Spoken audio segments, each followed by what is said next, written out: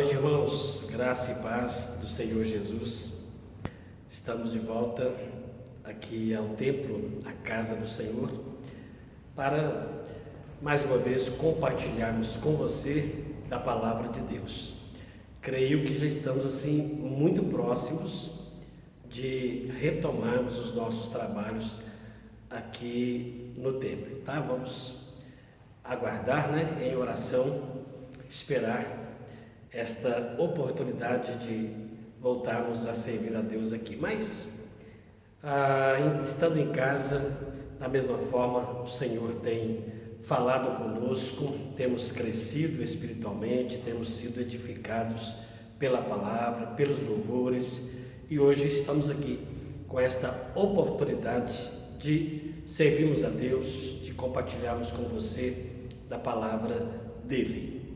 Amém? Eu quero convidar você a juntos ouvirmos o hino de número 13 do nosso hinário presbiteriano, louvando assim ao Senhor Deus. Acompanhe aí com a sua família.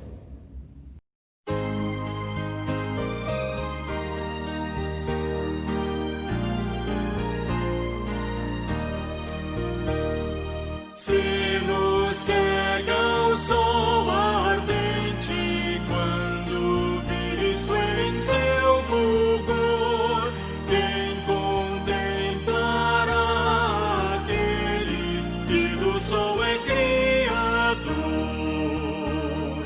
Patriarcas não puderam o seu rosto contemplar, nem Adão chegou a vê-lo antes mesmo de pecar.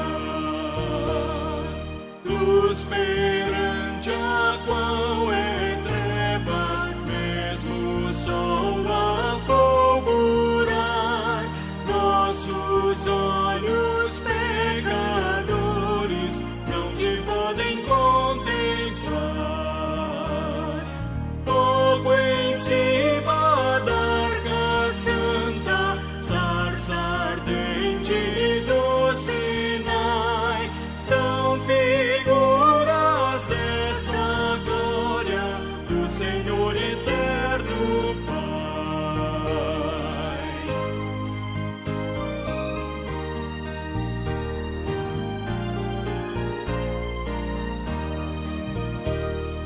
Para termos nós com Ele franca e doce comunhão, Cristo Filho fez-se carne, fez-se nossa redenção,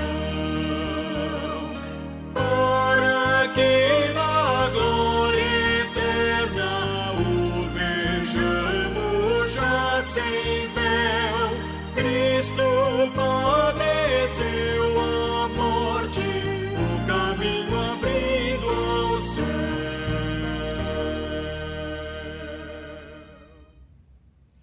Amém. Graças a Deus, que podemos louvar ao Senhor com hinos tão belos, tão importantes também, que nos ajudam no nosso crescimento. Quero convidar você para uma leitura de adoração ao Senhor, Jeremias capítulo 10, versos 6 a 13. Jeremias 10, de 6 a 13, diz assim: Ninguém há semelhante a ti, ó Senhor. Tu és grande, e grande é o poder do teu nome. Quem te não temeria a ti, ó Rei das Nações? Pois isto é a ti devido, porquanto entre todos os sábios das nações e em todo o seu reino ninguém há semelhante a ti.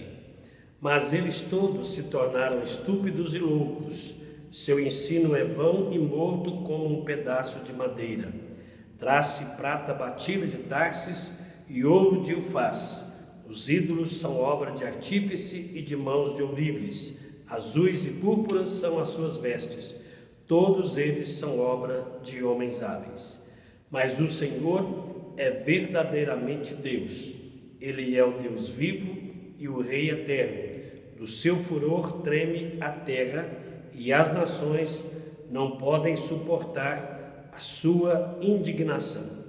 Assim lhes direis: os deuses que não fizeram os céus e a terra desaparecerão da terra e de debaixo destes céus.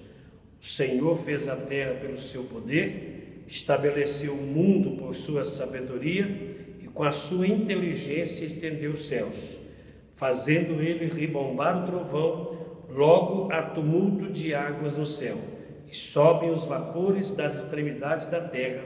Ele cria os relâmpagos para a chuva e dos seus depósitos faz sair o vento. Amém, meus amados irmãos? O Senhor é verdadeiramente Deus. Ele é o Deus vivo, Ele é o Rei eterno.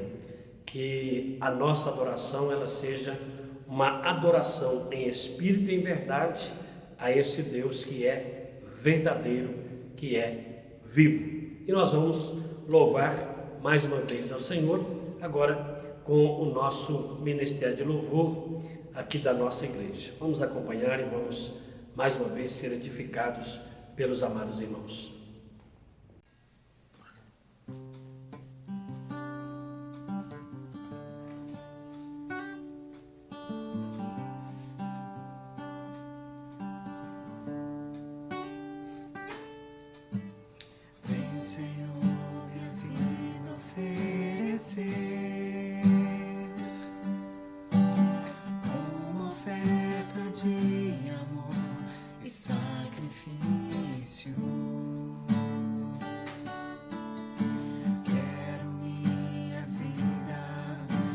Te entregar como oferta viva em teu altar. Veio, Senhor, minha vida oferecer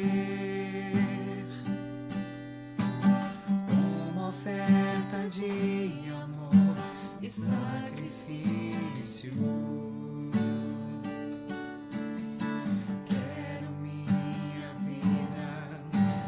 Te entregar como oferta viva em teu altar, pois pra te adorar foi que eu nasci.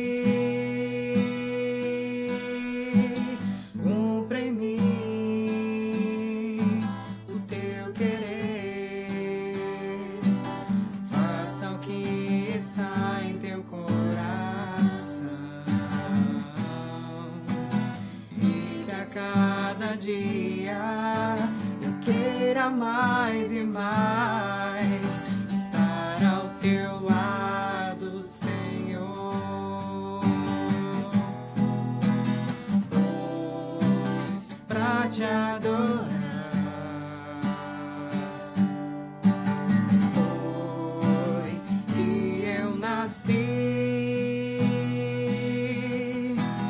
Cumpre em mim teu querer, faça o que está em teu coração,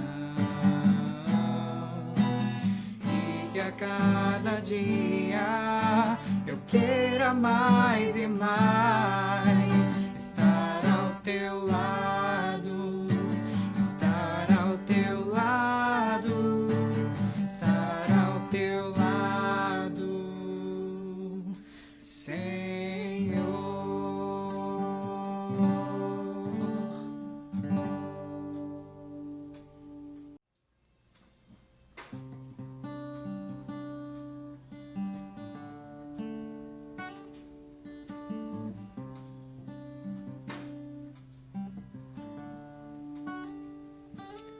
Digno de glória e louvores, levantamos nossas mãos, te adoramos, ó Senhor. Digno de glória e louvores.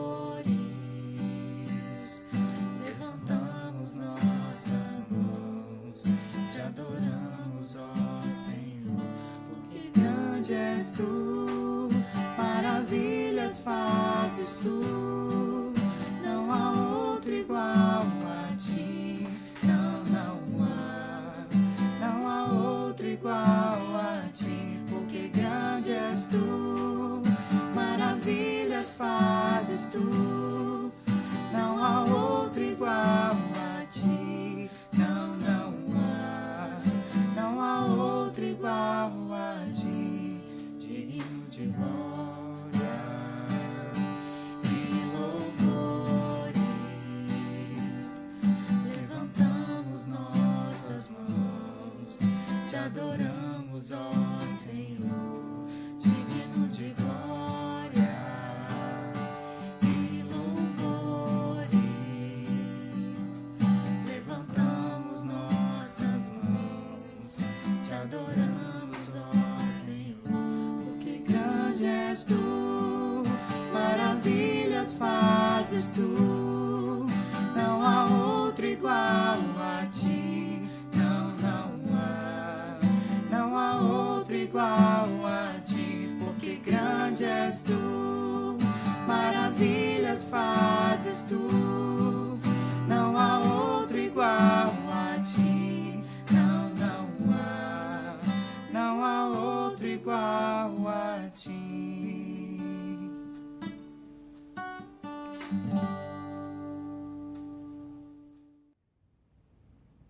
Amém, meus amados. Que bênção, que bom ter essa participação e assim a gente ser, sempre abençoado por cânticos tão maravilhosos.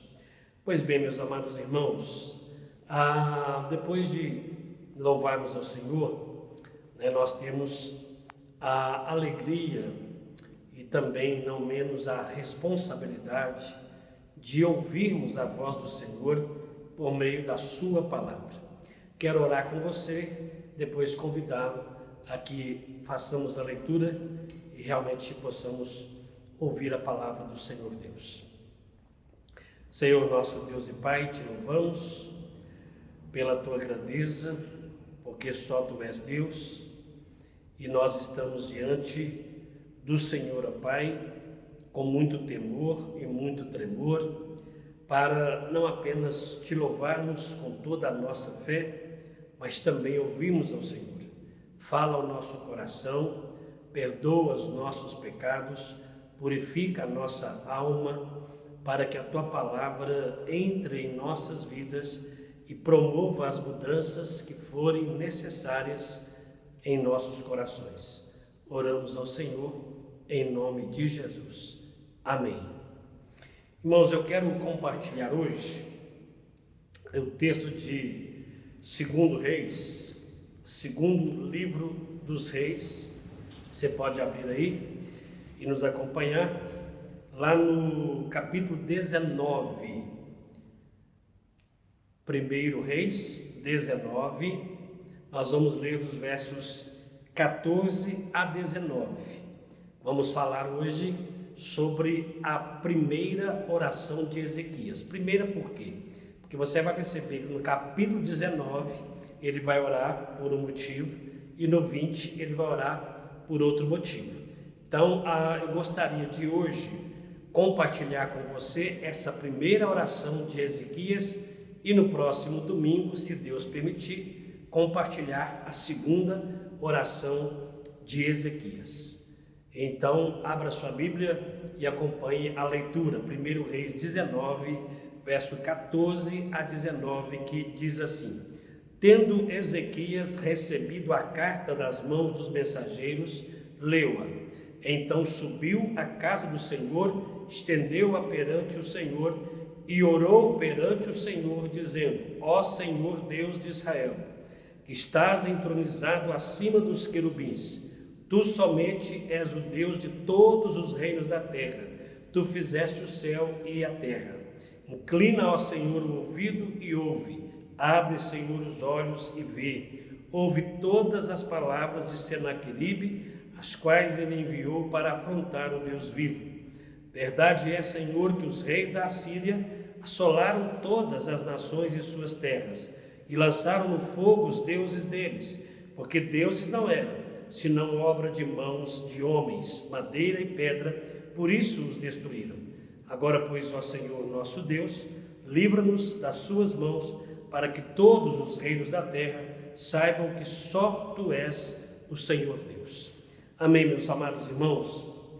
Então, nosso tema hoje, você vai acompanhar aí, é a primeira oração de Ezequias. E nós vamos extrair desse texto, dessa oração, 3 lições fundamentais para o nosso contínuo crescimento espiritual. Pois bem, Ezequias, ele começa a reinar, ali no Reino do Sul, território de Judá, e ele reina entre os anos 715 a 686 a.C.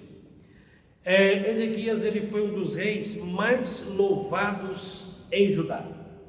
Fez o que era reto perante o Senhor, fez grandes e profundas reformas espirituais, trouxe o povo de volta ao Senhor, e aí estabeleceu, logicamente, um crescimento, um retorno desse povo ao Senhor Deus. Mas quando Ezequias, ele começa a fazer todo esse trabalho, toda essa reforma, você vai observar que ele atrai a atenção de alguns inimigos, entre eles o Senaqueribe, lá da Síria, comandante, cara poderoso. E geralmente, amados irmãos, é assim mesmo, não é? Quando a gente começa a servir ao Senhor, quando tomamos uma atitude maior de consagração, você pode ter certeza que iremos atrair, iremos chamar a atenção de inimigos, iremos ser mais provados, porque certamente iremos incomodar, como Ezequias. Mas, meu amado irmão, diante de todo esse processo, de chamar a atenção do inimigo, de sofrer algumas ameaças, Ezequias, ele faz essa oração, ele busca o Senhor Deus, e nessa oração nós vamos aprender então com ele 3 lições. Primeiro, no verso 14 e no verso 16, a gente aprende a expor a realidade que enfrentamos.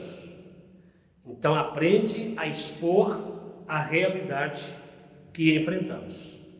Então, como nós já dissemos, Ezequias, ele começa a crescer de forma muito abençoada por Deus, porque à medida que ele faz as reformas, que ele busca o Senhor Deus, naturalmente, como resultado dessa consagração, ele é um homem abençoado, um líder conduzido, dirigido pelo próprio Deus. Mas aí, meu amado irmão, começa a surgir os obstáculos. E esta é a pura verdade. Você começa a buscar a Deus, começa a crescer, começa a ser fiel. E isso acontece muito com as pessoas mais novas na fé, que estão assim começando aquele primeiro amor a Deus. Essas pessoas e nós que nos consagramos mais, chamamos a atenção do inimigo ou dos inimigos, e a gente começa a enfrentar uma luta contra os invejosos, contra os pessimistas, contra aqueles que desejam o nosso mal, não querem o nosso crescimento, porque nós estamos certamente incomodando. Veja, meu amado irmão, na vida prática, se não é isso que acontece, não é? Se você concorda com as pessoas, faz o que elas desejam, então você encontra uma multidão de amigos.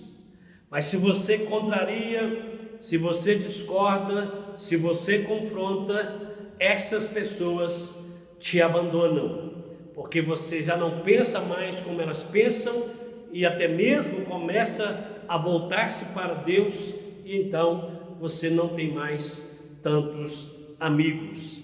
A gente olha nesse exemplo o próprio Senhor Jesus. Se você olhar em João capítulo 6, depois você pode ler, você vai observar que o próprio Jesus, depois que ele fez um discurso, e um discurso confrontador, toda aquela multidão que estava seguindo a Jesus, aqueles discípulos passaram a abandonar o Senhor. Por quê? Porque eles foram confrontados com o Senhor Jesus e não queriam, o compromisso da forma como ele havia esclarecido para eles. Se olha o exemplo de Jó, meu amado irmão, tantos amigos, tanta gente ao seu redor, enquanto tudo estava indo muito bem. Mas observa que aquela paz, aquela tranquilidade de Jó, ela começou a ruir, depois que Deus simplesmente fez para ele um elogio. Deus elogiou Jó, e ao fazer o elogio, o que acontece? Lá vem o diabo com seus argumentos e as suas propostas destrutivas. E você tem, meu amado irmão, o apóstolo Paulo, que depois da sua conversão, você lembra que ele passou a ter muitos inimigos, a enfrentar muitos sofrimentos, porque deixou ali a religião dos fariseus, abraçou o cristianismo, aqueles que gostavam dele agora já não eram mais os seus amigos, porque ele se converte, ele passa a buscar ao Senhor Jesus. Você então observa que o Ezequias, ele tem essa busca de Deus, ele se consagra e ele se torna então alvo da ameaça de Senaqueribe. E aí o Ezequias ele recebe uma carta, e essa carta era confrontadora. É uma carta que dizia que ele, Ezequias, e o povo de Judá eram fracos,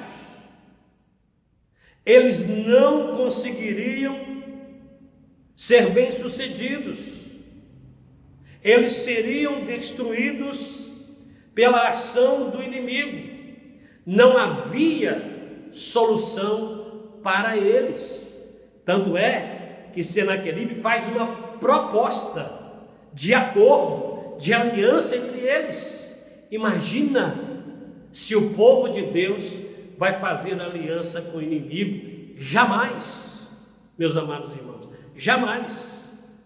Nós servimos a um só Deus, mas o Ezequias ele é confrontado, e aí o inimigo diz que ele não iria conseguir.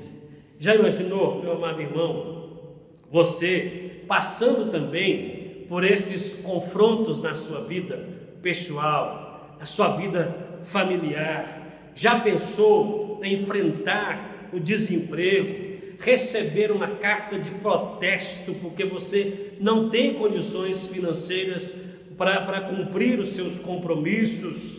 Já pensou, você vai ao médico e recebe um diagnóstico péssimo, horrível?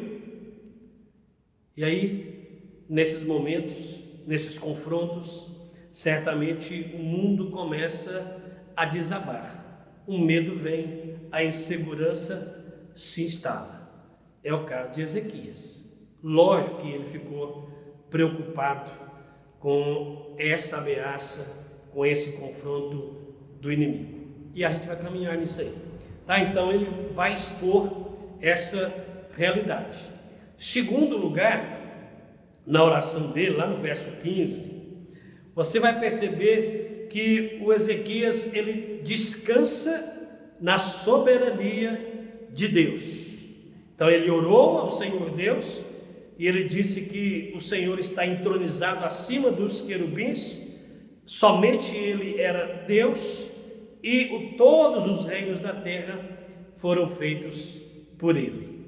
Então, meu amado irmão, Ezequias começa a tratar daquele problema, daquele confronto, levando essa carta ao templo. Eu acho assim muito interessante o que ele fez. Não é modelo, não é regra, a gente não tem que fazer isso, mas eu acho interessante quando ele pega aquela carta e diz o texto que ele foi ao templo e ele abriu essa carta escrita e apresentou a Deus, dizendo: Senhor, está aqui a ameaça, o confronto, o problema que eu tenho que enfrentar.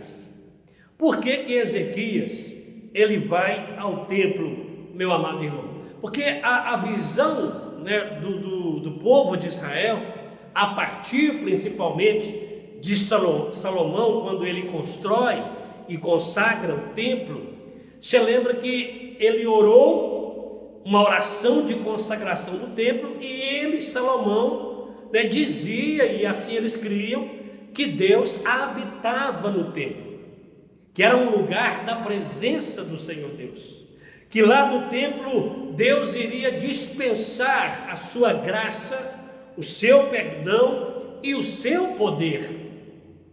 Então ele vai ao templo, ele vai ali, sabe que Deus está ali, e ele leva essa carta e ele lê essa carta perante Deus. Meus amados irmãos, eu disse que não é modelo, mas é um gesto bonito, é interessante. E para nós hoje, imagina você também, né, enfrentando esses problemas, passando por esses confrontos, como é importante entrar para o seu quarto, orar ao Senhor Deus e apresentar ao Senhor Deus: meu Pai, está aqui a minha carta de demissão, está aqui o meu problema de desemprego, está aqui o diagnóstico que eu recebi do médico, está aqui o problema com os meus filhos, com a minha família. Então, meu amado irmão, é muito importante apresentar ao Senhor em um tempo específico para isso. Ezequias deixou tudo e todos, ele foi ao templo. Como você, meu irmão, você, minha irmã, entrar para o seu quarto e dizer: Deus está aqui, ó. Seja uma carta escrita, né? Seja apenas falando, verbalizando, mas você vai ao Senhor Deus e apresenta ali o seu problema, como Ezequias fez. Agora, interessante, meu amado irmão, que ao orar, e é bom entender isso, Ezequias ele traz alguns esclarecimentos sobre este Deus, para que ele ora, a quem ele busca, em quem ele confia. Então ele ora e ele diz 3 coisas sobre Deus. Primeiro, ele vai dizer que Deus é um Deus de aliança, é um Deus que tem aliança com eles. Então ele não ora para qualquer Deus, ele ora para o único Deus, porque esse único Deus era aquele que tinha uma aliança com Israel, como tem uma aliança comigo e com você. E quando eu penso aqui em aliança, meu amado irmão, eu vejo que Deus, ele é o Senhor da vida de Ezequias, ele não é o Senhor do momento de Ezequias. Então olha bem, ele não é o Deus que Ezequias busca só naquele momento, mas ele é o Deus que trata Ezequias, tem um relacionamento com Ezequias desde muitos anos atrás. E meu amado irmão, infelizmente, hoje muitas pessoas querem apenas um momento com o Senhor, mas não querem o Senhor nas suas vidas, não querem comprometimento com Deus. Tem pessoas que querem, com certeza, apenas uma consulta espiritual com Deus. Tem gente que quer apenas uma receita de cura e prosperidade. A maioria é semelhante àqueles 9 leprosos. Lembra que Jesus curou os 10, um só voltou, 9 debandaram, foram embora, depois da bênção recebida. É assim, meu irmão, quase ninguém quer comprometimento, quase ninguém quer consagração a Deus. A maioria quer o Deus do momento, o Deus que resolve agora. Resolveu, está pronto, amém, obrigado Deus, estou indo para cá, só fico para lá. É assim, meu amado e querido irmão. Segundo, Ezequias vai ensinar que Deus é soberano. Ele é o Deus da aliança, mas Ele é o Deus soberano. Ele vai dizer que Deus está entronizado acima dos querubins. Ele é um Deus altíssimo, elevado, acima de tudo e acima de todos. É o Deus que vê, é o Deus que ouve, é o Deus que conhece aquilo que nos ameaça e quem nos ameaça. Deus conhece, meu amado irmão, cada inimigo, cada circunstância. Quando você olha para Êxodo 3 e você vê Deus chamando Moisés para ir ao Egito, libertar o povo, ali em Êxodo 3, versos 7 e 8, você tem 4 verbos que exprimem a ação de Deus na vida deles. Vai dizer lá que Deus, ele diz para Moisés que ele viu o sofrimento do povo, que ele ouviu o clamor do povo, que ele conhecia os sofrimentos do povo e que ele desceu a fim de livrar o povo. Então é o Deus que vê, ouve, conhece e desce e vem de encontro àquilo que nos ameaça.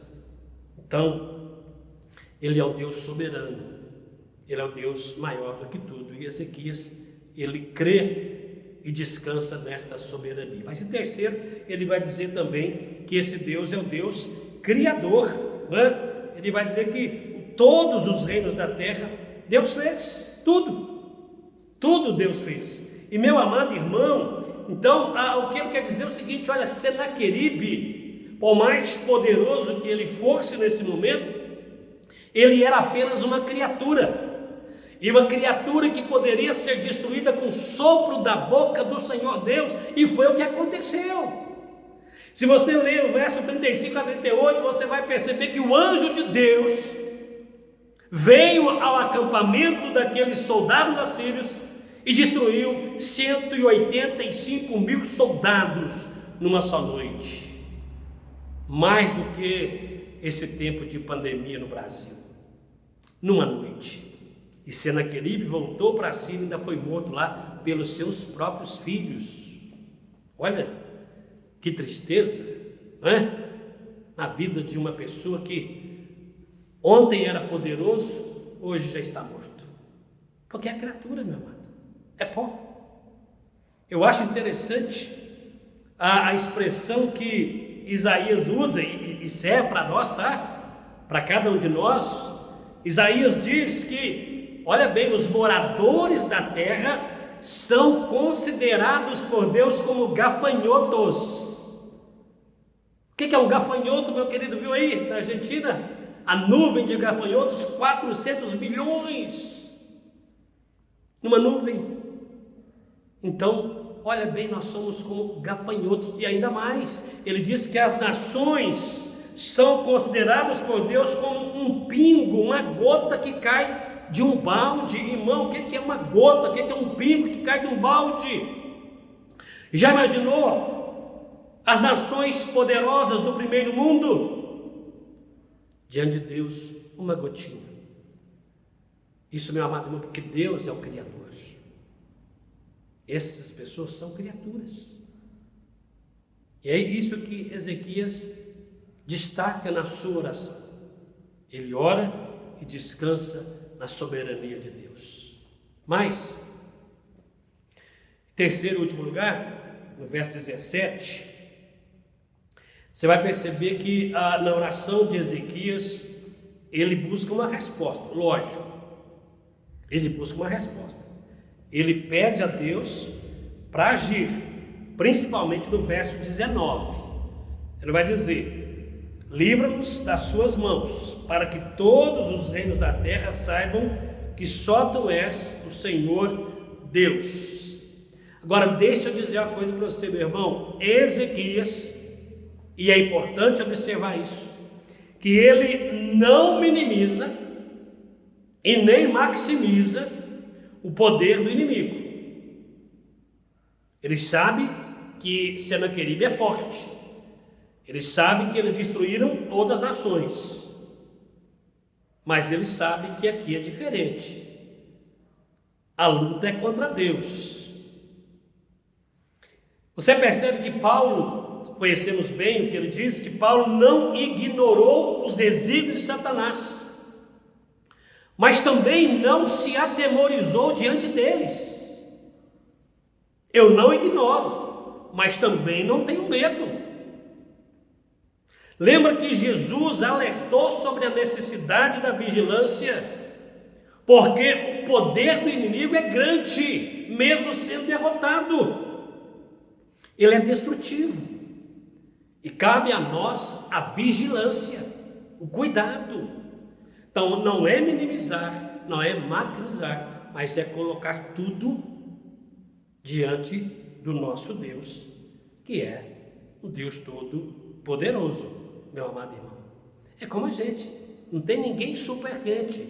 Olha aí nessa pandemia, né, nenhum de nós ignora o poder letal do vírus, principalmente porque muitos irmãos nossos morreram por causa do vírus. Então a questão aqui é saber e reconhecer o poder do inimigo, reconhecer que nós somos fracos, que nós somos limitados, mas a questão é que nós cremos em um Deus que é maior, em um Deus que é eterno, que é todo-poderoso, que é ilimitado. Então, assim como Ezequias, a gente ora com humildade, ora com dependência e ora buscando essa atenção de Deus sobre os nossos confrontos, as nossas ameaças, os nossos inimigos. Mas não podemos esquecer, meus irmãos, que o grande propósito da oração de Ezequias aqui era que o Senhor Deus fosse glorificado e conhecido entre as nações, nesse agir de Deus sobre eles. Então a glória do agir de Deus não era de Ezequias, mas era do Senhor. Ou seja, meu amado irmão, você precisa sempre glorificar ao Senhor Deus, mesmo diante da sua capacidade intelectual, mesmo diante da sua formação profissional, mesmo diante do seu sucesso empresarial. Você pode ser uma pessoa muito sábia, muito inteligente, muito bem sucedida, mas, querido, você precisa dar glórias a Deus. É Ele que te capacitou para tudo isso. É como a medicina, meu amado irmão. A cura que vem da medicina, corre-se atrás de uma vacina e vão chegar lá e vão conseguir. E a glória será para quem? Para a ciência. Porque nessa pandemia tudo que se fala é ciência, é a voz da ciência. Não que esteja errado, meu irmão, sabemos que eles são competentes para isso, e eles que vão de fato criar essa vacina, mas precisavam entender que tudo isso é possível porque Deus permite, porque Deus já criou os recursos, e a medicina vai simplesmente inventar a partir daquilo que já existe, que Deus criou. Mas para quem vai a glória? A glória vai para o cientista, a glória vai para as nações. Mas nós não somos assim. Por isso que a glória, ela é dada ao Senhor Deus, porque tudo vem dele. E aí eu queria, meu amado irmão, abrir aqui um parênteses, dizer para você como é importante você entender e glorificar a Deus, porque tudo vem dele, até mesmo na simples contribuição do seu dízimo. Isto, quando você manifesta a sua fidelidade a Deus, consagrando apenas 10% daquilo que Deus te deu, tudo vem dele, mas entrega para ele uma parte. É impressionante, querido, as pessoas, que não reconhecem isso, são infiéis a Deus e ainda querem buscar argumentos dizendo que dízimo é do Velho Testamento. Para com isso, meu amado irmão. A Bíblia diz que Abel, Abraão e tantos outros servos foram fiéis a Deus sem existir leis que cobrassem deles o dízimo, a sua fidelidade, por conta própria, por reconhecer que tudo vinha de Deus. Eles deram o seu dízimo. Não precisou de lei, não precisou de argumentos, não precisaram ser convencidos disso, porque entenderam que era importante ser fiel diante de um Deus que dá tudo para nós. Tudo vem dele.